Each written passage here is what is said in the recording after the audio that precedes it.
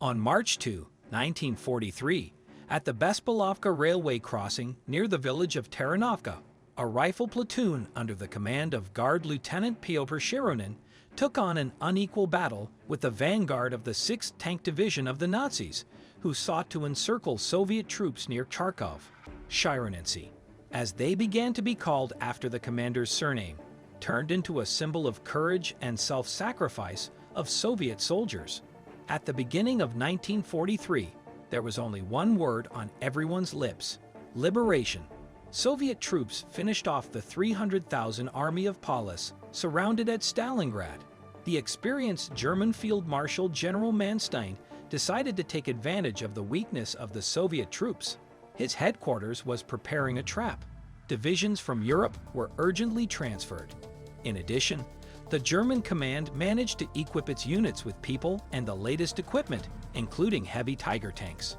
According to Manstein's idea, tank divisions from the south were to cut through the Voronezh and southwestern fronts with two converging blows east of Kharkov. As a result, 3 Soviet armies would be in the cauldron. This would be revenge for Stalingrad.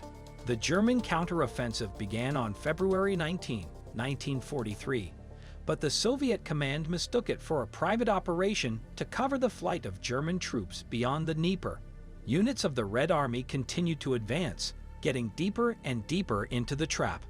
On operational maps, the forces defending Taranovka looked impressive. However, all these units suffered heavy losses. Realizing that there were few forces, the Soviet command decided to focus on the defense of the northwestern and western outskirts of Taranovka. It was Pyotr Shironin's platoon that had to prevent the German tanks from bypassing the positions and striking from the south. He took up defense along the railway from Bespalovka station towards Taranovka, blocking 2 crossings. At 10 a.m. on March 2, 1943, observers reported to Pyotr Shironin that a column of German armored vehicles, 2 armored personnel carriers, and a tank was moving toward the positions.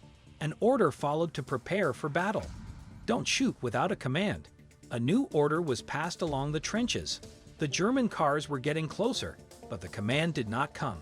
Even experienced fighters became nervous. When there were about 400 meters left to the positions, the armored personnel carrier that was going first seemed to jump into the air.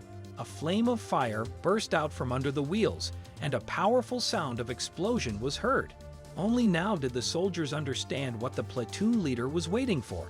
The day before, sappers had mined the approaches to the positions.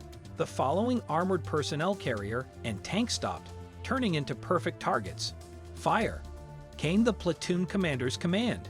Rifles and machine guns fired from the trenches in unison, and a machine gun started firing. The Germans sitting on the armor fell onto the snow. The first cannon shots hit the second armored personnel carrier. The German tank, making short stops to respond with a cannon shot, retreated from the positions. There were no losses in the platoon, but Pyotr Shironin knew that this was just the beginning.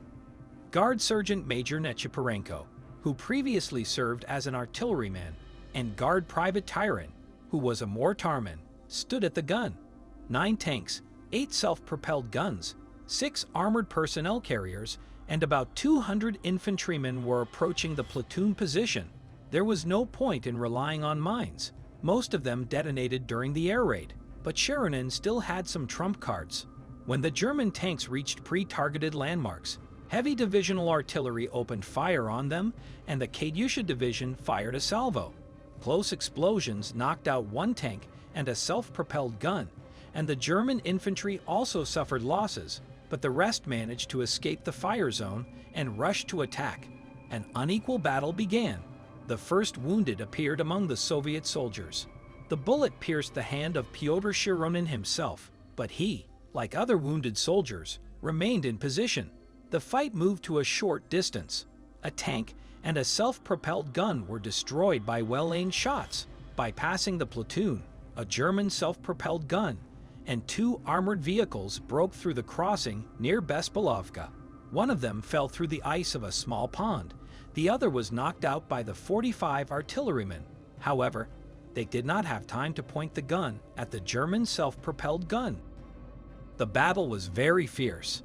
The soldiers were already throwing themselves under tanks with grenades because there was simply nothing to fight with.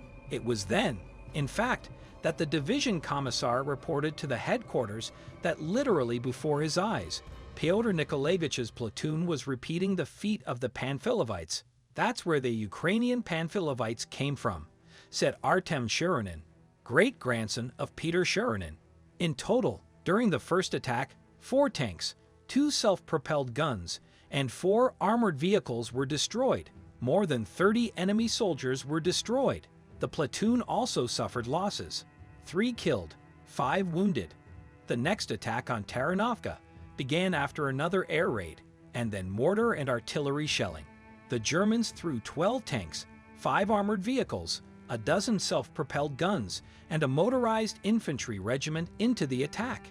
Now the main attack was delivered on the southwestern outskirts of Taranovka, on the main positions of the 78th Guards Regiment. However, the Shironin platoon fired destructive flanking fire on the infantry, and the Germans decided to destroy it at all costs. The Shironians' only gun was disabled, and the German tanks went directly to the platoon's positions. The soldiers met them with grenades and Molotov cocktails, and they died one after another.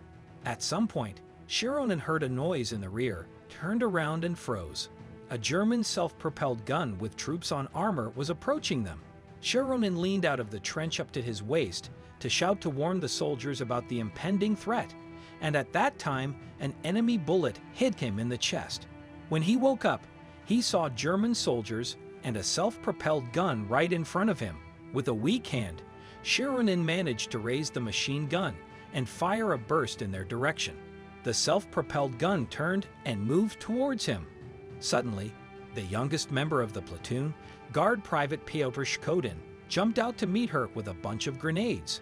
The explosion of a bunch of grenades under the bottom caused the detonation of the ammunition, which destroyed the self-propelled gun, and with it the brave soldier who saved his commander at the cost of his own life. However, the blast wave collapsed the wall of the house under which Shironin's trench was located, and Peter found himself buried under the rubble. However, the battle continued. By 2 p.m., only a few soldiers from Shironin's platoon remained alive. All of them were wounded. A dozen soldiers from a motorized rifle company rushed to help. However, they came under machine gun fire from an already destroyed tank. And then one of the wounded soldiers, in fact, simply walked up to the tank, took the track, and bent the barrel of the machine gun so the support could come up and evacuate the remaining wounded people. Together with reinforcements that arrived, the Nazi attack was finally repulsed. More than 100 corpses of German soldiers, 6 tanks, 3 self-propelled guns, and 7 armored personnel carriers froze in platoon positions. As soon as the battle ended, the search for survivors began. 5 of the Shironin soldiers and Peter himself survived, but for a long time it was believed that the entire platoon was killed in the battle near Bespalovka. But the death of Pyotr Shironin's platoon was not in vain. The tank power of the German wedges bogged down and dissipated near hundreds of settlements, like Taranovka.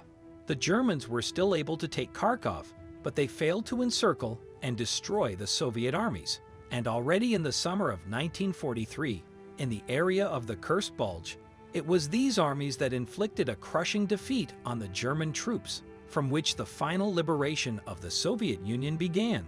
On March 18, 1943, 25 people from Shironin's platoon were awarded the title of Heroes of the Soviet Union.